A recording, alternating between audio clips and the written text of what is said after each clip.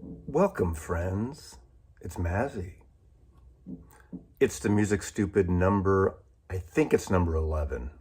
If I got that right, then we're all in a symbiotic place. If I got that wrong, then it's whatever number's listed in the info there. It's the Music Stupid.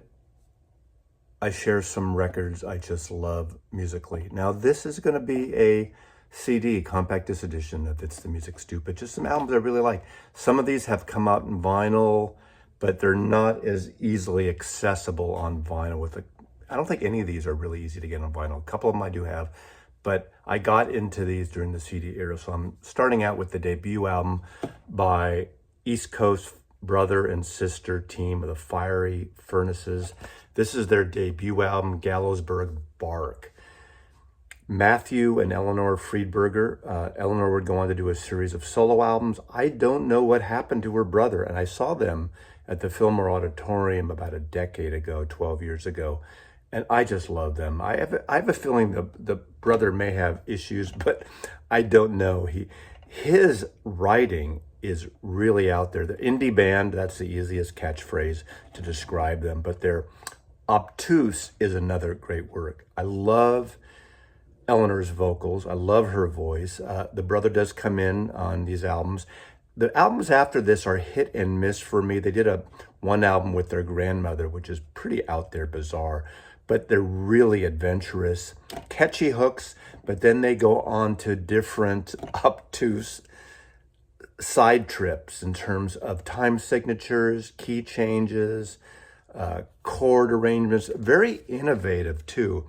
And it takes a little while, but this record is my favorite. Now, one of the Mojos, you know how Mojo used to do, Mojo Magazine out of the UK, these free CDs, comps, anniversary things, where there was one where they did a version of the Beatles, I think was it a Rubber Soul or a Revolver cover, and they did a one that almost sounded like a Beatles song as if produced by Al Cooper for Bob Dylan, like a Rolling Stone or something, and really innovative. So the song escapes me. I once had a bird, and Norwegian Wood. Search their version of Norwegian Wood. It's really interesting, really fantastic. Anyway, Fiery Furnaces, Gallows-Berg Bark. They don't put records out under this anymore. I believe Eleanor does. You can see live shows with her, but I love this, really interesting. Going back, mixing time and places, going back to 1986, one-hit wonders, but just because they only put out one album, had a hit, never followed up. They're an artist of their time, but they became a good production team. They were kind of studio musicians into the LA scene. That's David and David. And of course, Welcome to the Boomtown. I still love that song. I think they got pegged as a certain type of Los Angeles sound, but they're the team that really teamed up and brought to us the first album from Sheryl Crow. Was it Tuesday Record Club Night, something like that, which I really like, and that really pushed over Sheryl Crow and made her a star. I'm a fan of Sheryl Crow.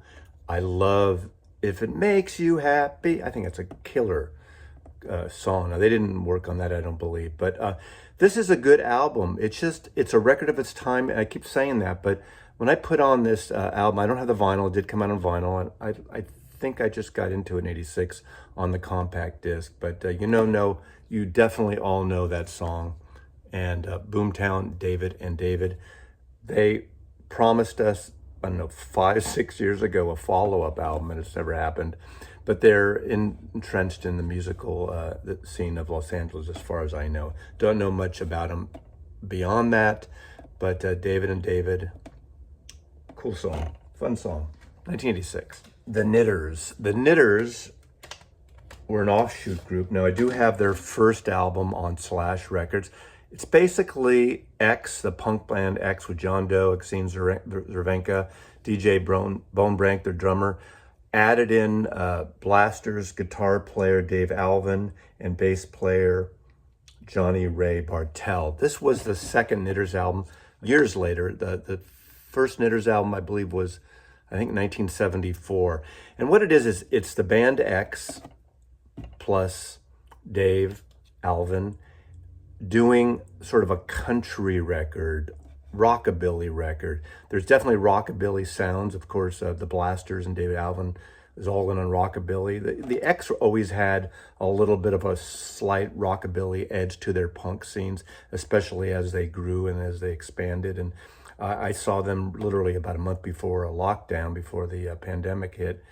And they obviously do their great hits. They've been touring again, the original members, and they're great live. But the Knitters had this country sound. They do some originals on here by John Doe, by Exene, by Dave Alvin, and a couple of covers of kind of traditional country folk type offerings, a mix of electric and acoustic guitar. They close out with a really different version of the song by Mars, Bonfire, Born to Be Wild. Of course, Steppenwolf's song written by Mars Bonfire. And what's great about it, they make it theirs. You know, my favorite covers are when an artist makes it totally different than the original, and they succeed in their version of Born to Be Wild. So this is the Knitters, a 1985 release. This was on a smaller label, Zoe. I don't know the label. I don't know if this ever came out on vinyl, but the Knitters, offshoot band of X, Project, as the kids say. Let's talk about some music from Sweden, a Swedish artist that I got into because of the archivist put one of his songs on a mix CD she made me in 2005. And I just fell in love. His quirkiness, his romanticism, his just sadness in his voice. And that's Jens Lekman. Jens Lekman.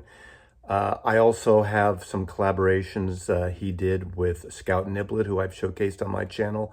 But there was that indie scene from in the late 2000s and then into the 2010s with Jens Lekman, still putting records. I haven't heard his latest album. But Rocky Dennis was his first EP, and I think some people thought that was the name of the artist. I think it's called the Rocky Dennis EP. I have it on CD. I think I only have 2 of his records on vinyl, but I have almost everything except for the last. Now, his stuff is schmaltzy and poetic and orchestrated in some cases, and it's very therapeutic, but lost romance, lost loves, and just really beautiful. And this is his debut album. He had some EPs prior to this, and this is When I Said I Wanted to Be Your Dog by Jens Lekman out of Sweden. This is for my first love, Sarah. I really like it. It's a beautiful record. Happy birthday, dear friend Lisa.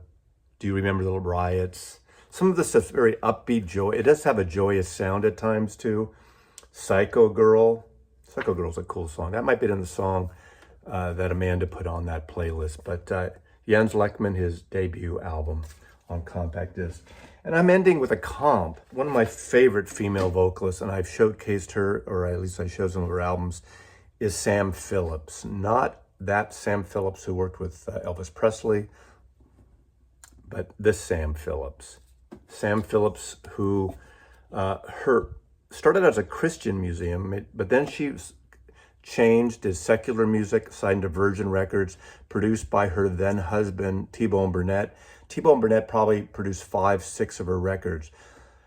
Very lush, but really popish. Martinis and Bikinis is probably my favorite. Very Beatlesque at times. In fact, this is a comp that has some remixes, some different versions, some alternative, and some actual albums. It ends up with that great Strawberry Road. That's very a Beatlesque type song that's on Bikinis and Martinis and Bikinis. Holding On to the Earth is a new version. Signpost, Where the Colors Go, Don't Go is an alternative mix. Animals on Wheels, really cool song, and I love it. And Robot Tripping Over Gravity is really cool. But she's just got this, it's psychedelic pop.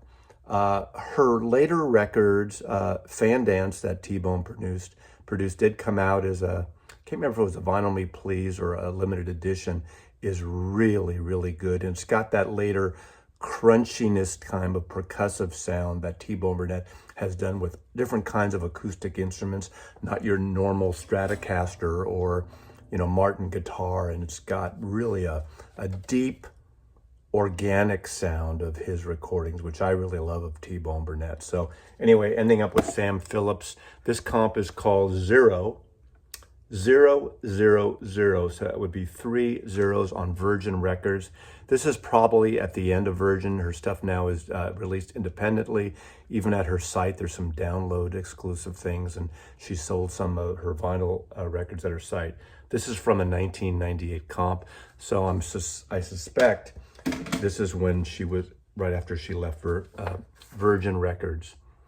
Their loss, in my opinion, but I love her. If I lived in LA, I know she's done some live shows at some of the local, she's into that local music scene. And those of you who've seen Die Hard 3 with a Vengeance, she plays Jeremy Irons' sidekick. Doesn't say a word in the movie, but the director just saw her face on the cover of Martinis and Bikinis and just loved her look to play this sort of Eastern European spy, and it's just really great. So anyway, thanks for watching.